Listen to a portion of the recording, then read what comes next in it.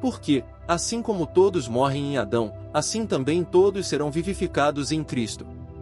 Primeira carta aos Coríntios capítulo 15, versículo 22. Amados irmãos e irmãs em Cristo, graça e paz.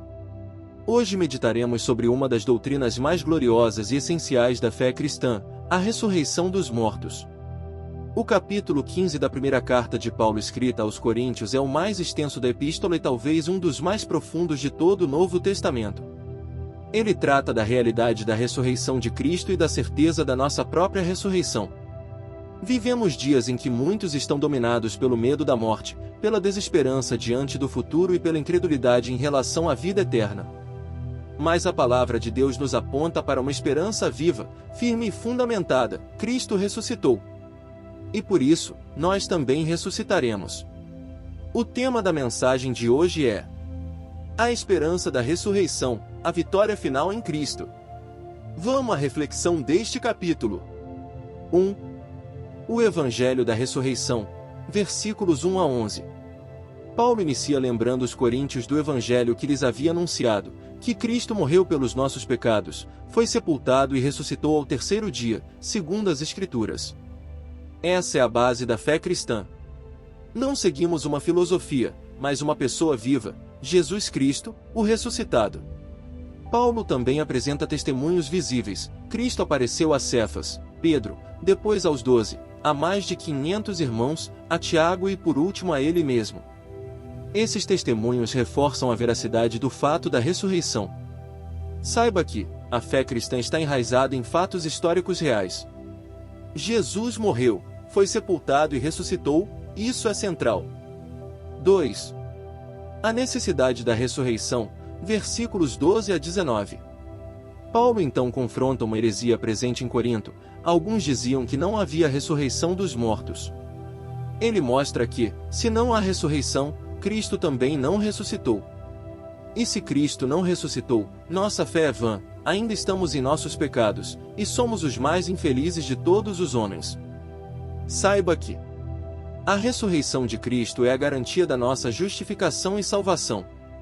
Sem ela, não há Evangelho. 3. A ordem da ressurreição, versículos 20 a 28. Cristo é as primícias dos que dormem, ou seja, ele foi o primeiro a ressuscitar com um corpo glorificado. E assim como a morte veio por um homem, Adão, a vida eterna e a ressurreição vem por outro homem, Cristo. Paulo fala que há uma ordem na ressurreição. A. Cristo, as primícias. B. Depois, os que são de Cristo, na sua vinda. C. Depois, o fim, quando ele entregará o reino ao Pai. Saiba que o plano de Deus está em curso. A história caminha para um desfecho glorioso, onde a morte será vencida de forma definitiva. 4. A lógica da ressurreição, versículos 29 a 34.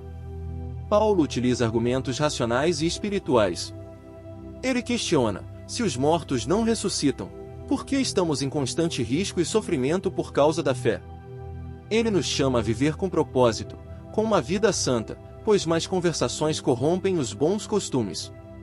Saiba que a esperança da ressurreição nos chama à santidade, vigilância e coerência de vida. 5. O corpo ressuscitado, versículos 35 a 49. Uma das perguntas comuns é: com que corpo ressuscitaremos? Paulo responde com analogias naturais: o grão que morre para dar lugar a uma planta diferente, e a diversidade de corpos na criação. Nosso corpo atual é natural, mortal, corruptível. O corpo da ressurreição será espiritual, glorioso, incorruptível. Assim como herdamos o corpo de Adão, herdaremos o corpo glorificado de Cristo. Saiba que a ressurreição não é apenas um retorno à vida como conhecemos, mas uma transformação gloriosa, plena e eterna. 6. A vitória final, versículos 50 a 58. Paulo revela um mistério: nem todos dormiremos, mas todos seremos transformados, num momento, num piscar de olhos, ao som da última trombeta. A morte será tragada pela vitória.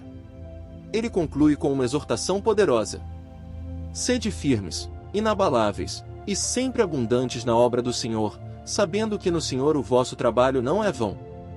Saiba que a certeza da ressurreição nos fortalece para viver com fidelidade, compromisso e esperança, mesmo em meio à dor e à perseguição.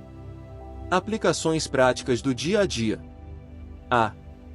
Viva com esperança, não com medo. A ressurreição de Cristo garante que a morte não tem a palavra final. Não temo amanhã, Cristo já venceu. B. Pregue um evangelho completo, não anuncie apenas cura, vitória ou prosperidade. Pregue que Cristo morreu, foi sepultado e ressuscitou por nossos pecados. C. Busque santidade com propósito. A certeza da vida eterna nos leva a uma vida terrena com temor, disciplina e compromisso com a verdade. D. Conforte os que choram. Use esta verdade para consolar os enlutados. Os que dormem em Cristo ressuscitarão para a vida eterna. E. Trabalhe para o Senhor com dedicação. Nenhum esforço no reino é em vão. O Senhor recompensará, e a eternidade será infinitamente maior que qualquer sacrifício. Amados irmãos, a primeira carta de Paulo escrita aos Coríntios capítulo 15 é uma verdadeira joia da fé cristã. Ele nos ensina que a ressurreição de Cristo não é apenas uma doutrina, é uma realidade que muda tudo. Muda nosso presente, nosso futuro e até a maneira como enfrentamos a morte. Que possamos viver com os olhos na eternidade, os pés na palavra e o coração firme no evangelho da ressurreição. E que, no grande dia, possamos ouvir: vinde, benditos de meu Pai.